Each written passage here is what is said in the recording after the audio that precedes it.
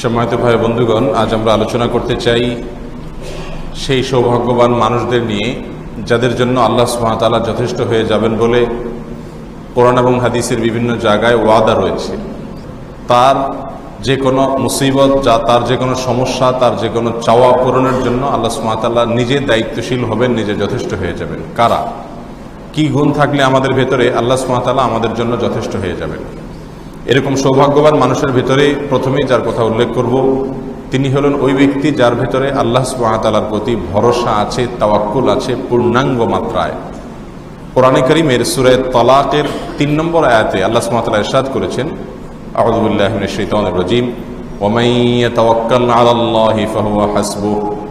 যে ব্যক্তি আল্লাহর প্রতি ভরসা রাখে এবং সেই ভরসা যদি পূর্ণ মাত্রার ভরসা হয়, আল্লাহ সুবহানাহু ওয়া তাআলার প্রতি তাওয়াক্কুল যদি হয় হাক্কা তাওয়াক্কুলিহি, যেভাবে আল্লাহর প্রতি ভরসা রাখা দরকার সেভাবে, তাহলে আল্লাহ সুবহানাহু ওয়া তাআলা তার জন্য যথেষ্ট হয়ে যাবেন।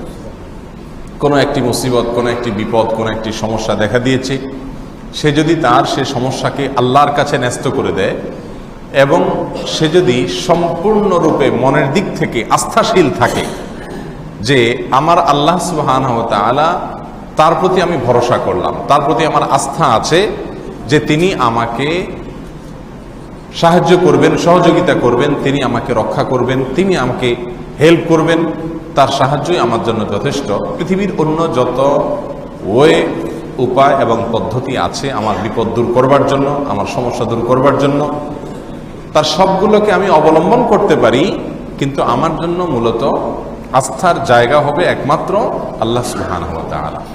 এটাকে বলা হয় তাওয়াক্কুল করা, ভরসা করা। পৃথিবীর কোনো পাওয়ার, পৃথিবীর কোনো শক্তি যদি আমাদের সাথে থাকে, আমাদের সঙ্গে থাকে, তাহলে আমাদের এক ধরনের মনোবল চলে আসে, এক ধরনের আস্থা চলে আসে, ভরসা চলে আসে। মনে করেন কোনো একটা আইনি ঝামেলায় আপনি পড়েছেন এবং যার কাছে ঝামেলাটা, যার হাতে মামলাটা, যার হাতে, কোনো না কোনোভাবে জানতে পারলেন যে সেই লোকটা আপনার খুব কাছের মানুষ এবং তার প্রতি আপনার তার সাথে আপনার একটা বিশেষ সেতুবন্ধন আছে। এটা যদি আপনি জানতে পারেন তাহলে সেক্ষেত্রে এক ধরনের আস্থা মানসিকভাবে তৈরি হবে কি হবে না? এই সবগুলোর চাইতে একজন মুমিনের সঙ্গে তার রবের, তার সৃষ্টিকর্তার, তার মালিকের সম্পর্ক অনেক গভীর। আল্লাহ সুবহানাহু ওয়া তাআলা বান্দার জন্য যথেষ্ট হয়ে যাবেন যদি বান্দা আল্লাহর প্রতি আস্থা রাখে, ভরসা রাখে। আল্লাহর কিছু কিছু নেককার বান্দা এমন আছেন, তাদের জীবনে যত যাই হোক না কেন, পৃথিবীর কোনো বিপদ আপদ তাদেরকে দুমড়ে মুচড়ে ভেঙে ফেলতে পারে না। তারা প্রত্যেকটা বিপদেই আল্লাহর প্রতি ভরসা রাখে এবং তারা জানে যে আল্লাহ সুবহানাহু ওয়া তাআলা আমার জন্য যথেষ্ট হয়ে যাবেন।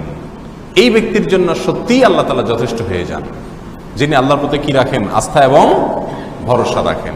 আল্লাহর প্রতি ভরসা এবং আস্থার একটি আলামত হলো কোনো কিছুতে তারা বিচলিত হয়ে পাগল করা হয়ে যান না। যত বড় মুসিবত আর বিপদ আসুক না কেন, যেন তার একটা বড় আস্থা এবং খুঁটির জোর আছে, এই কথা মনে করে সে অনেকটা স্বাভাবিক থাকার চেষ্টা করে। এটা হলো আল্লাহর প্রতি যে তাওয়াক্কুল আছে তার একটা নমুনা, তার একটা আলামত। আল্লাহ সুবহানাহু ওয়া তাআলা আমাদের সকলকে আল্লাহর প্রতি তাওয়াক্কুলকে পরিপূর্ণরূপে নিজেদের ভেতরে ধারণ করার তৌফিক দান করুন। নাম্বার 2, দ্বিতীয়ত যে ব্যক্তিকে আল্লাহ সুবহানাহু ওয়া তাআলা যে ব্যক্তির জন্য যথেষ্ট হয়ে যাবেন, তিনি হলেন ওই ব্যক্তি যিনি আল্লাহ সুবহানাহু ওয়া তাআলাকে সন্তুষ্ট করতে গিয়ে অনেক মানুষকে অসন্তুষ্ট করে ফেলেছেন। অনেক মানুষের অসন্তুষ্টিকে তিনি বরণ করে নিয়েছেন, সাদরে গ্রহণ করে নিয়েছেন, শুধু কাকে সন্তুষ্ট করবার জন্য? আল্লাহ সুবহানাহু ওয়া তাআলাকে সন্তুষ্ট করবার জন্য। এই ব্যক্তিকে আল্লাহ সুবহানাহু ওয়া তাআলা বিপদ থেকে রক্ষা করেন, এই ব্যক্তিকে আল্লাহ সুবহানাহু ওয়া তাআলা হেফাজত করেন এবং তার জন্য আল্লাহ যথেষ্ট হয়ে যান। মাওয়ারিদুজ জামানে এ বিষয়ে একটি হাদিস বর্ণিত হয়েছে, মাদানী আয়েশা রাদিয়াল্লাহু তাআলা বর্ণনা করেছেন যে নবী সাল্লাল্লাহু আলাইহি ওয়াসাল্লাম ইরশাদ করেছেন, মান আরদাল্লাহা বিসাখতিন নাসি কাফাহুল্লাহ। যে ব্যক্তি মানুষকে অসন্তুষ্ট করে হলেও আল্লাহকে সন্তুষ্ট করেছেন, এই ব্যক্তির জন্য আল্লাহ সুবহানাহু ওয়া তাআলা যথেষ্ট হয়ে যাবেন। এরকম বহু পরিস্থিতি আমাদের জীবনে হয় কি হয় না, যে এই কাজটি আমি যদি করি তাহলে আল্লাহ সন্তুষ্ট হবেন, কিন্তু আমার প্রিয়জনদের অনেকে কি হয়ে যাবে? অসন্তুষ্ট হয়ে যাবে।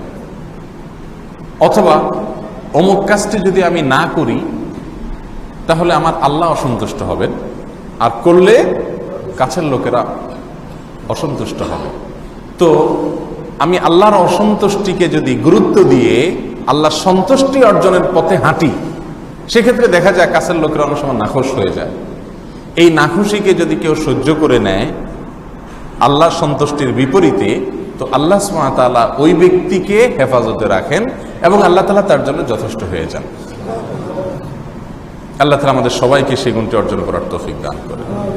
আর এর বিপরীতে নবী সাল্লাল্লাহু আলাইহি ওয়াসাল্লাম ইরশাদ করেছেন, ওয়ামান আসখাতাল্লাহা বিরদান নাস, যে ব্যক্তি মানুষকে খুশি করতে গিয়ে আল্লাহকে নারাজ করে, মানুষকে খুশি করতে গিয়ে তার রবকে নারাজ করে, তার সৃষ্টিকর্তাকে নারাজ করে, তার পালনকর্তাকে নারাজ করে, যার হাতে সবকিছু তাকে নারাজ করে, ওয়াকালাহুল্লাহু ইলান নাস, এই ব্যক্তিকে আল্লাহ সুবহানাহু ওয়া তাআলা মানুষের কাছে ন্যস্ত করে দেন, মানুষের কাছে ন্যস্ত করে দেন। মানুষের কাছে ন্যস্ত করে দিলে কি হবে? ওই ব্যক্তির জন্য কোনো হেফাজতকারী আর থাকলো না, আল্লাহ সুবহানাহু ওয়া তাআলা তার জিম্মাদারি আর নেন না।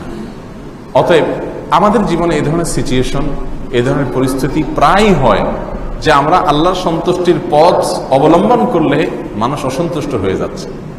মানুষ অসন্তুষ্ট হোক, কিন্তু আমরা মালিককে অসন্তুষ্ট করব না।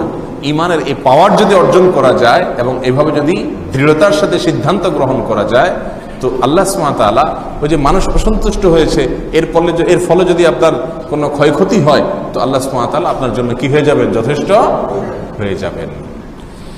নাম্বার 3, তৃতীয় নম্বর ওই ব্যক্তি যে ব্যক্তির কাছে পৃথিবীর দুনিয়ার যত চিন্তা আছে, এই বস্তু জগতের সকল চিন্তা, সকল সাধনা, সকল টেনশন, এগুলো সবগুলো তার কাছে গৌণ, তার কাছে মৌল থাকে, মৌলিক থাকে, প্রধান চিন্তা থাকে, টেনশন থাকে, পেরেশানি থাকে আখিরাতকে কেন্দ্র করে। এই ব্যক্তির জন্য আল্লাহ সুবহানাহু ওয়া তাআলা যথেষ্ট হয়ে যাবেন।